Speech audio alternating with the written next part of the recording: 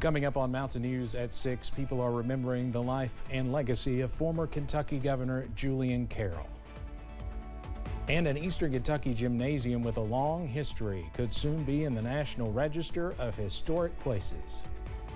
Plus, break out the sunglasses as more sunny weather is on the way later on this week. Your first alert forecast coming up as Mountain News at 6 starts now. Dedicated to Eastern and Southern Kentucky, this is WYMT Mountain News at 6.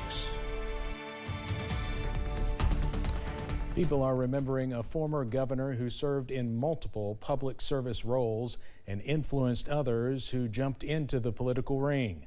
Julian Carroll died Sunday at the age of 92. He served in both the legislature and in the governor's mansion. People say he was one of a kind and one of the last types of politicians who counted on personal contacts to get votes. WYMT's Phil Pendleton has more. An important pathway in the state's capital city carries his name. He also made a lot of commitments in infrastructure development. Right here in Frankfort, the East-West Connector is named for him. He was instrumental in getting that built, which is now a major artery in this community. Crit Llewellyn says Julian Carroll also built pathways for others to follow. She was a young college grad who says Carroll influenced her to explore a career in public service. Governor Carroll was very kind and supportive to the young people around him, and he attracted a lot of talented young people to his administration, to his campaign initially, and then to his administration. You know, he was a religious man as well, but he got us through it by his leadership and his commitment. Carroll served at the Kentucky House before becoming governor, then instead of retiring, jumped back into politics again, where he served in the state Senate. And that is where many heard fiery speeches that many compare to what you'd hear in church. He would preach, yes, and people would listen. Well, Governor Carroll was the last of an era of those old school politicians who won campaigns based on personal contacts with people. He had the big smile, he had the booming voice. People say his legacy will be in education as well, as he worked to increase teacher pay and less expensive education materials. In Frankfort, Phil Pendleton, WYMT Mountain News. We are still waiting to hear the final plans for Carroll's funeral, but we are told they will likely include Carroll lying in state in the Capitol Rotunda as previous governors have, and that a service may take place late this week. We lost another former Kentucky governor, Brereton Jones, earlier this year. Martha Lane Collins and Paul Patton are now the oldest living former Kentucky governors. And by the way, you can see a replay of my recent Issues and Answers with Governor Patton tonight at 7. A London man is behind bars after police found what they suspected was meth. Last Friday, deputies with the Laurel County Sheriff's Office were dispatched to a business off Highway 3094 about 3 miles from London. When they arrived, deputies discovered Donald Shane Johnson had left the scene on a bicycle. They were eventually able to bring him into custody and realized he was wanted on an outstanding warrant. Johnson was taken to the Laurel County Correctional Center. A man is behind bars for trafficking illegal narcotics in Pulaski County. The sheriff's office says last Thursday night they searched a home in Nancy on a warrant. Deputies say they found a lot of suspected methamphetamine in the bedroom and another room. They arrested 38-year-old Joshua Harrison of Nancy at the scene. Harrison was charged with drug trafficking and possession of drug paraphernalia. He was taken to the Pulaski County Detention Center. Today, a Franklin Circuit judge struck down House Bill 9, which would have funded charter schools in Kentucky. The Lexington Herald-Leader reports a judge says, according to language in the state constitution, tax dollars cannot be used to support non-public education. It was announced last week efforts were being made by LaFontaine Preparatory School in Madison County to become the state's first charter school.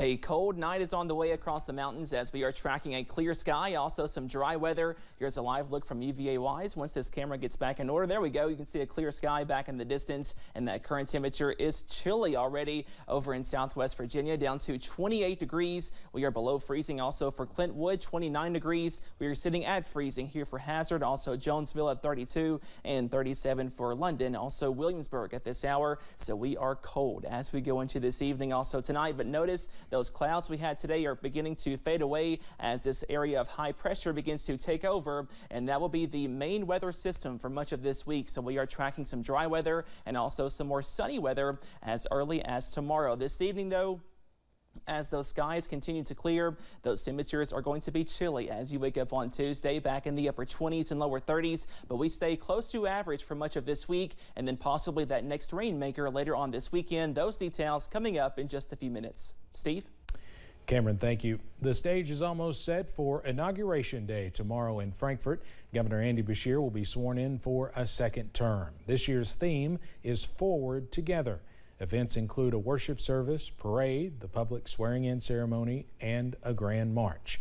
Sam White has been part of planning 6 different inaugurations, and with it, there are lessons that have been learned that will be applied to tomorrow's ceremony. We have a protocol that we have started for the last 6 different inaugurations, and it just gets better each year. We plan, we get ahead of it. We have 4 years to get ahead of it. And then we start immediately planning as soon as the election is over. Lawrence County native Tyler Childers is set to perform at the public swearing-in ceremony. There will also be a reading by Kentucky Poet Laureate and Laurel County native Silas House. One resource center in Hazard has created a support group to provide folks suffering from the impacts of COVID more resources. WYMT's RJ Johnson has more. Officials with the Disability Resource Center have seen some folks continue to struggle with long COVID. They're continuing to have symptoms weeks, months, and even years later. One of the primary things that we hear is the COVID fog. Not as sharp, all the way to continued lung problems. Social support specialist Anna Bowman says they have started a support group to help people facing those challenges. So what we're doing is I've started a support group. And of course we work 8 counties, and we try to educate people, let them know that they're not alone. She says because some folks are suffering from other health-related issues, they want to provide different resources. We have a lot of people here in the mountains that suffer with COPD. And of course, COVID has really exacerbated those symptoms. And so we try to keep the public informed. Saying they want to help in any way they can. And it's, like I said, it's a support group. Sometimes just knowing that we're not alone is the biggest incentive to get help and to gain understanding. In order to get well, we need to understand what's going on, and that's what we're here for. By creating a space for folks to feel they are not alone. In Hazard, RJ Johnson, WYMT Mountain News. Bowman says anyone in the counties they cover can participate. For more information, you can find this story on our website. The Biden administration has announced it is granting more than $900,000 to improve housing in rural Kentucky.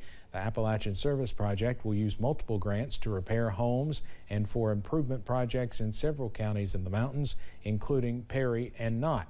Kentucky Habitat for Humanity will be using a grant to do similar things in counties such as Wolfe and Morgan. Nearly $2 million has been approved to reimburse one city here in the mountains for the costs of repairs following the July 2022 flood. FEMA approved the $101.8 million funding to reimburse the city of Hazard. During the incident period, severe storms, flooding, landslides, and mudslides caused damage to the Black Gold Circle drainage system. Memorial Gym in Hazard has a long history, not just for sports, but for some big names making appearances through the years. WYMT's Chandler Wilcox tells us how Hazard City officials are working to get the gym on the National Register of Historic Places. Good evening, everyone, and from historical Memorial Gym in downtown Hazard. It is often described as a place with a historic vibe. Everything about it is rich history. When you walk in, you feel like you're stepping back in time. 4 schools started playing on this floor in 1951, and through the years, with basketball games and events, Hazard High School still calls this floor their home court. That takes a lot of effort. We are very proud that we can call this our home court. From the floor to the ceiling, history is shown off with banners of success. I get goosebumps literally every time I walk in the door. I mean, you just look around at not only all the sports history, but you think about all of the people that have stepped foot in here. People like Dolly Parton, Conway Twitty, and Loretta Lynn. It's worthy, it's certainly validating, and I think it'll be a great honor for not only the Hazard Board of Education, but the City of Hazard as well. The Kentucky Heritage Council agreed, voting unanimously to approve Memorial Gym. Smith says he shared everything he could with them. Everything from the moment they broke ground on the place, I had to find out who originally owned this land, who purchased the land, who gifted the land to the city to build the place. Now the decision has moved to the national level, and City of Hazard officials remain confident. In Hazard, Channel Wilcox, WYMT Mountain News. Memorial Gym was built and named in remembrance of Perry Countyans who fought and died in World War II. Well, we stay cold as we go into tonight, but some improvements on the way as early as tomorrow. Your first alert forecast coming up. Plus, animal shelters across the region continue to deal with overcrowding. Hear from one worker about what's being done to ensure the animals are taken care of this holiday season.